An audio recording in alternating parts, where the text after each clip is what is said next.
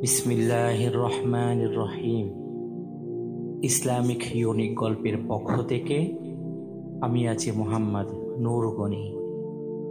আজকে আমরা শুনব হযরত হুদ আলাইহিস সালামের যুগের সেই সাদ্দাতের কথা, যে পৃথিবীর মধ্যে একটি ভেষ তৈরি করেছিল।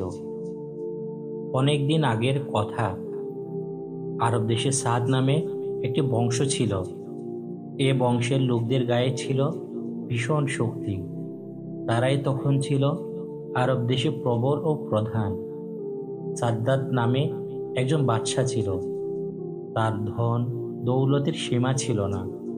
হাজার হাজার সিন্ধুকে ভরা ছিল মণি মুক্তা ও পান্না জহরত।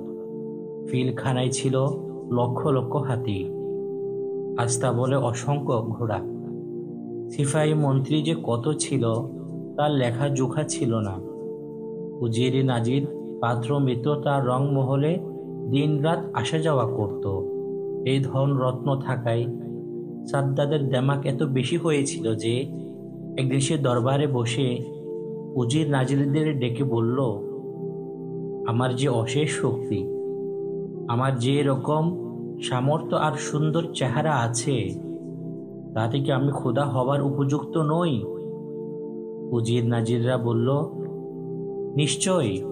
এত যার লোক লস্কার, ধন দৌলত, উজির নাজির, দালান কোঠা, হাতি ঘোড়া, তিনি যদি খোদা না হন তবে খোদা হবার উপযুক্ত এই দুনিয়ায় আর কে আছে? আপনি তো আমাদের খোদা। আরব দেশের লোকেরা সে সময় গাছ, পাথর, আগুন প্রভৃতির পূজা করত। সাদ্দাত এটার প্রতিদ্বন্দ্বী হয়ে হুকুম জারি করল, কেউ গাছ, পাথর, আগুন বা অন্য কিছুর পূজা করতে পারবে না। তার পরিবর্তে সম্রাট সাদ্দাতকে পূজা করতে হবে। সুতরাং তার হুকুম মতো কাজ চলতে লাগলো। একদিন হুদ নামে এক পয়গম্বর সাদ্দাতের দরবারে এসে হাজির হলেন। হযরত হুদ আলাইহিস সালাম এসে তাকে বললেন, আপনি নাকি খোদাই দাবি করছেন? এটা ঠিক নয়। মূলত সারা জাহানের খোদা ও রব হলেন একমাত্র আল্লাহ তাআলা। আর আল্লাহ তাআলা পরকালে মানুষের সকল কর্মের হিসাব নেবেন। তাই আপনি আল্লাহ ও পরকালকে বিশ্বাস করুন এবং ঈমান আনুন। হযরত হুদ আলাইহিস সালাম এর সাহস দেখে দরবারের সবাই অবাক হলেন। উজির নাজির, পাত্র মিত্র যার ভয়ে সর্বদা সন্ত্রস্ত, আর নাকি একজন দরবেশ তাকে উপদেশ দিচ্ছে। ক্রোধে সাদ্দাদের চোখ দুটি লাল হয়ে উঠল। বলল, ওরে ফকির, তুই কে? কোথা থেকে এসেছিস? হুদ আলাইহিস সালাম জবাব দিলেন, আমি আল্লাহর নবী। তিনি আপনার এবং এই অঞ্চলের সকল মানুষের হিদায়াতের জন্য আমাকে পাঠিয়েছেন। আপনার দেশে আমার বাস। মেঘের মতো গর্জন হুঙ্কার দিয়ে সাদ্দাত বলল, মূর্খ ফকির, তোর আল্লাহকে মানতে যাব কিসের জন্য? তোর আল্লাহ কি আমার চেয়ে বেশি সুখী? হুদ আলাইহিস সালাম জবাব দিলেন, হ্যাঁ, নিশ্চয়ই। বরং আল্লাহ তাআলার সাথে দুনিয়ার কোনো তুলনা হতে পারে না। আল্লাহ তাআলা বান্দার জন্য বেহেশত তৈরি করেছেন। ঈমানদার হয়ে দুনিয়া ছেড়ে চলে গেলেই বেহেশত লাভ হবে। ঈমান না আনলে বেহেশতের অতুলনীয় শোভা, অনন্ত শান্তি, অফুরন্ত সুখ, চাঁদের মধুর আপনার ভাগ্যে জুটবে না। সাদ্দাত তখন হু হু করে হেসে বলল, এমন আজগুবি খবর ঠের ঠের শুনেছি। হুদ আলাইহিস সালাম বললেন, গল্প নয়, সত্য সত্যই আল্লাহ তাআলার এমন অপরূপ বেহেশত রয়েছে। আপনার কি তা পেতে মন চায় না? সাদ্দাত জবাব দিল, এমন আজব বেহেশত সবারই পেতে মন চায়। তাই বলে তোর আল্লাহর পায়ে আমি মাথা টুকাতে যাব কেন? আমি কি বেহেশত তৈরি করতে পারি না? নিশ্চয়ই পারি। তোর খোদার চেয়ে আমার টাকা পয়সা, লোক লস্কার ইত্যাদি কোনো কিছুর অভাব আছে নাকি? আমি দেখিয়ে দেব তোর খোদার বেহেশতের চেয়ে আমার বেহেশত কত সুন্দর হয়। সাদ্দাতের কথা শুনে হযরত হুদ আলাইহিস সালাম নিরাশ হলেন। তাকে আল্লাহর আযাবের ভয় দেখালেন। জাহান্নামের কথা শোনালেন। আরো বললেন, এত অহংকার আল্লাহ কিছুতেই বরদাস্ত করবেন না। সাদ্দাত ক্রোধে চিৎকার করে উঠল, কে আছো? এই ভিখারিকে ঘাট ধরে বের করে দাও। অপমানিত হয়ে ফিরে গেলেন হযরত হুদ আলাইহিস সালাম। অতঃপর সাদ্দাত সভাসদদেরকে বলল, হুদের আল্লাহর বেহেশতের আমার কোনো প্রয়োজন নেই। তার বেহেশতের চেয়ে বেশি সুন্দর করে আমি একটা বেহেশত তৈরি করব। সুতরাং উপযুক্ত জায়গা সন্ধান করো। অনেক খোঁজাখুঁজির পর আরব দেশের এমন একটি জায়গা সকলের পছন্দ হলো, যে জায়গাটি মোট 140 মাইল। তার মধ্যস্থল উঁচু করে বেষ্টন করা হলো। লম্বায় 8 মাইল এবং প্রস্থে 5 মাইল। সাদ্দাত হুকুম জারি করল, রাজ্যে যে সকল মণিমুক্তা জহরত আছে তা সব এক জায়গায় জমা করা হোক। বাদশাহর হুকুমের সাথে সাথে সকলে মণিমুক্তা, হীরা মানিক, জহরত সব সেখানে জমা করল। লক্ষ লক্ষ কারিগর সেখানে কাজ করতে লাগলো। দিন রাত পরিশ্রম করে দীর্ঘ 300 বছর কাজ করে বেহেশত তৈরি করা হলো। এই বেহেশতের যে দিকে নজর দেওয়া হয় সেই দিকেই অপরূপ। চারিদিকে শ্বেত পাথরের দেয়াল ও গাম, তাতে শিল্পীদের কারুকার্য দেখলে চোখ জড়িয়ে যায়। দেয়ালের গায়ে নানা রঙের ইয়াকুত পাথর দিয়ে এমন সুন্দর করে লতা পাতা ও ফুল তৈরি করা হয়েছে যে ভ্রমর ও মৌমাছি জীবন্ত ফুল মনে করে তার উপরে এসে বসে। রংমহলের চারিপাশে হাজার হাজার ঝাড় লুণ্ঠন চলছে, তাতে আলো বাতির প্রয়োজন হয় না। অন্ধকার রাতেও ঘরগুলো চাঁদের আলোর মতো উজ্জ্বল ও স্নিগ্ধ থাকে। মহলের নিকটেই বসবাস ঘর ও হাওয়াখানা। মণিমুক্তা খচিত শ্বেত পাথরের দ্বারা কোচ ও মেজে সজ্জিত করা হয়েছে। মেজের উপরে নানা রঙের ফুলদানি, তাতে সাজানো হয়েছে জামরুদ ও ইয়াকুত পাথরের নানা রঙের ফুলের তোড়া। তা থেকে আতার, গোলাপ, মেষ ও জাফরানের খুশবু ছুটছে। মহলের চারিপাশে বাগান, তাতে রয়েছে সোনা ও রূপার গাছ। তার পাতা, ফুল ও ফল নানা বর্ণের পাথর দ্বারা তৈরি। এমন নিপুণভাবে তৈরি হয়েছে যে ভ্রমর ও মৌমাছি যেন সত্যি সত্যি ফুলের উপর বসে মধু পান করছে।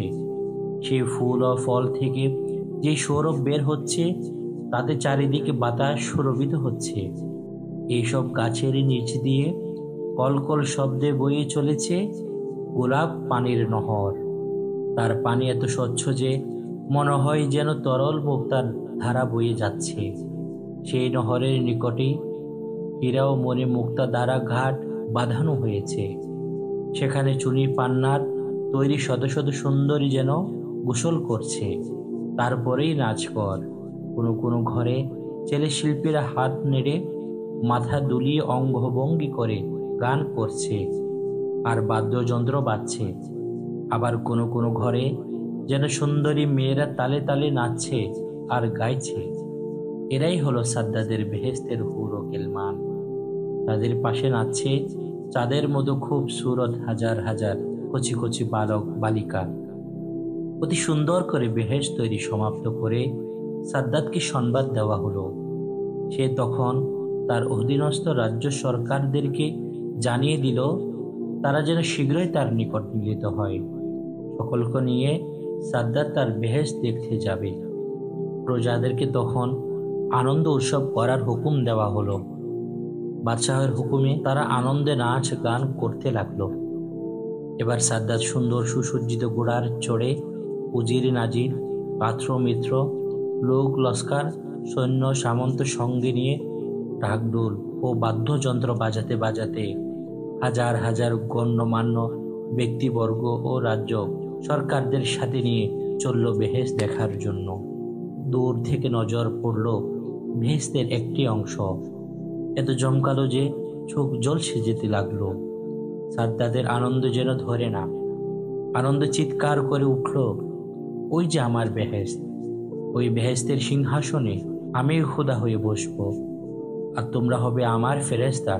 সব হুর গেলমান তখন হাত পা নাড়িয়ে নাচবে কতই না মজা হবে। তারা সেই বেহেশতের দরজার সামনে এসে হাজির হলো। সাদ্দাত সকলের অগ্রভাগে।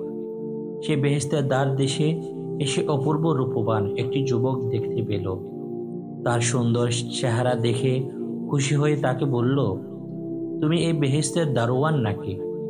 যুবক উত্তর দিল, আমি মালাকুল মউত। সাদ্দাত চমকে উঠে বলল, তার মানে? যুবক বলল, আমি আজরাইল। মহান আল্লাহ তোমার প্রাণ বের করে নিতে আমাকে পাঠিয়েছে। সাদ্দাত ক্রোধে উদ্যত হয়ে উঠল, চিৎকার করে বলল, সাবধান, আমার সাথে তামাশা করছো? কে আছিস? বলে অন্যের প্রতীক্ষা না করে নিজেই খাপ থেকে তরবারি বের করে যুবককে হত্যা করতে অগ্রসর হলো। কিন্তু কি আশ্চর্য, তার হাত উঁচু হয়ে রইল। উত্তেজনায় শরীর থেকে দর দর করে ঘাম বের হতে লাগলো। চিৎকার করে বলল, হে সৈন্যগণ, এই দুষ্টুকে মাটিতে পুঁতে ফেল। যুবক অট্ট হাসি হেসে বলল, কই তোমার সৈন্য সামন্ত, লোক লস্কার সবাই একেবারে নিশ্চিহ্ন হয়ে গেছে। সে এদিক ওদিক তাকিয়ে দেখল সত্যি সব শেষ হয়ে গেছে। তখন সে ভয়ে কাঁপতে লাগলো। অতঃপর ভীত কণ্ঠে বলল, সত্যি তুমি আজরাইল? যুবক বললেন, হ্যাঁ। আর দেরি করার সময় আমার হাতে নেই, এখানেই তোর জান আমি নিব। সাদ্দাত শিশুর মতো নিঃসঙ্গতার ভারে কেঁদে উঠল। মিনতি করে বলল, ভাই আজরাইল, আমায় একটু সময় দাও। অনেক সাধ করে আমি বেহেশত তৈরি করেছি, একবার আমায় তা দেখতে দাও। এই বলে সে ঘোড়া থেকে নামার চেষ্টা করল। মেঘের মতো গর্জন করে আজরাইল আলাইহিস সালাম বললেন, খবরদার, এক পাও এগিয়ে আসার ক্ষমতা তোর নেই। সাদ্দাত হাওমাও করে কাঁদতে লাগলো। সে অবস্থায় আজরাইল আলাইহিস সালাম তার জান বের করে নিলেন। অতঃপর হঠাৎ একটা আওয়াজ হলো। এই আওয়াজের সাথে সাথে সাদ্দাতের অতি স্বাদের বেহেশত, লোক লস্কার, উজির নাজির, পাত্র মিত্র সব কিছু চোখের পলকে মাটির মধ্যে বিলুপ্ত হয়ে গেল। দুনিয়ার উপরে আর কোনো চিহ্ন রইল না। শুধু চিরদিনের মতো মানুষের মনে অঙ্কিত হয়ে রইল অহংকারের শাস্তি যে কত ভয়ঙ্কর সে কথা। প্রিয় দর্শক, তাই আমাদের কখনোই উচিত নয় আমরা অহংকার করা, হিংসা করা, লোভ করা, এগুলো আমাদের কখনোই প্রয়োজন নয়। আল্লাহ যেন আমাদের সকলকে হেফাজত করেন।